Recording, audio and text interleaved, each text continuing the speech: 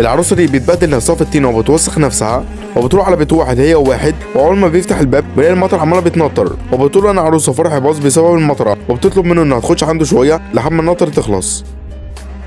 وبيكون اصلا مفيش نطر بس هم نصابين وعايزين يدخلوا البيت عشان يسرقوه، والولد التاني بيحدف عليها ميه والشاب بيتعاطف معاها وبيخليها تدخل على بيته، وبعد ما بتدخل بيروح يجيب لها حاجه تشربها، وفي الوقت ده اول ما بيدخل بتسمع صوته جاي وبيتخبي تحت فستانها، وبيروح لها بيقول لها روحي استحمي في الحمام، والبنت بتخاف وبتقول له ماشي دي او جايه، وبعد ما بيمشي بتخليه بسرعه يطلع لفوق عشان يسرق اي حاجه، وبعد شويه بيقدر يسرق الشاشه، وبيروح لها صاحب البيت وبيخليها تطلع على اوضه مراته وتلبس اي حاجه من عندها، والبنت بعد ما بتطلع بتسرق هي الولد النصاب اللي معاها كل الفلوس اللي في الخزنه، وبيشوفوا هدومه وبيعرفوا ان ده ظابط، وبيخافوا ما برضوش يسرقوا اكتر من كده، بس هما ماشيين بتوقفهم ظابط، وبيجي صاحب البيت وبيقول انت فاكر ان انا عبيط ومش عارف انك حراميه، وبيقول انا مركب كاميرات في البيت وكنت شايف كل خطواتك، والظابط بتقبض عليهم هما الاثنين، خيرا تعمل شرا تلقى.